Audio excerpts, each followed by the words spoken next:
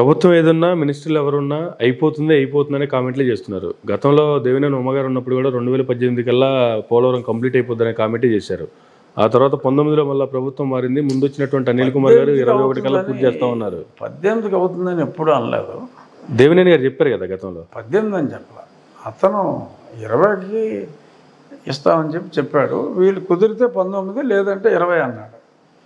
19 జూన్కి we are targeting అని చెప్పడం జరిగింది. లేదా అదర్వైజ్ 20 అంతే తప్ప 20 మించి అన్నా. తర్వాత వైఎస్ ప్రభుత్వం వచ్చిన తర్వాత 21 అన్నారు, 22 అన్నారు, 22 తర్వాత 23 అన్నా, 24 అన్నారు, 24 తర్వాత 26 అన్నారు, 25 ఎత్తేసారు. ఇప్పుడు ఫైనల్గా మరి కనీసం 4 సంవత్సరాలు అయితే పడుతుందని ఎస్టిమేషను. సో 28లో ఏదన్నా మరి పోలవరం. చంద్రబాబు నాయుడు గారు మళ్ళీ ముఖ్యమంత్రి అవగానే సందర్శించినటువంటి ఫస్ట్ టైంలోనే చెప్పారు 4 సంవత్సరాలు పడుతుంది, 4 ఏళ్ళు కావాలంటున్నారు అనేసి. అంటే ఈ టర్మ్లో అయిపోదు అనేటువంటి ఇండికేషన్ అది. 5 సంవత్సరాలు కదమ్మా టర్ము. అంటే 1 సంవత్సరం ముందు అవుతుందని అంత స్పష్టంగా ఆయన జరిగినవి బాగు చేయడానికి, ఉన్నవి రిట్రీట్ చేయడానికే 4 ఏళ్ళు పడితే ఇంకా కంప్లీట్ అయ్యేది ఎప్పుడు, దాన్ని జాతికి అంకితం చేసేది దానికి ఇంకా టైం పడుతుంది కదా. కాదు అంటే ఈ ఏదైతే ఈ డయాఫ్రమ్ వాల్ ఉందో అది సైమల్టేనియస్గానే చేసుకుంటూ. ఇప్పుడు యాక్చువల్గా ప్రాజెక్ట్ కాస్ట్ చాలా తక్కువ, రీహాబిలిటేషన్ కాస్ట్ ఎక్కువ. ఇప్పుడు 40,000 కోట్లు కావాలి. అందులో 32,000 కోట్లు ఓన్లీ రీహాబిలిటేషనే.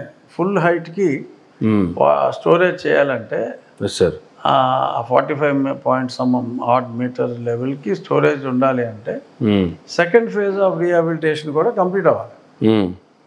సో దానికి ఎక్కువ డబ్బు కావాలి.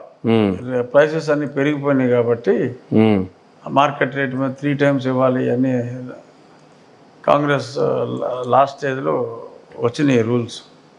సో రీహాబిలిటేషన్ కాస్ట్ బాగా పెరిగిపోయింది. Strictly speaking government of India ఇవ్వాలి.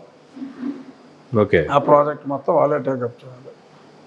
సో ఇస్తామని అంటున్నారు. ఇప్పుడు అది ఇస్తే అయిపోతుంది. కానీ రీసెంట్గా బడ్జెట్లో కూడా దానికి ఏం కేటాయింపులు కానీ అటువంటివి కూడా పెట్టలేదు కదా. కేంద్ర బడ్జెట్లో హెల్ప్ చేస్తాము అన్నారు, సహాయ సహకారం అందిస్తామన్నారు. అది స్పెసిఫిక్గా పెట్టుంటే ఒక రకంగా ఉండేది.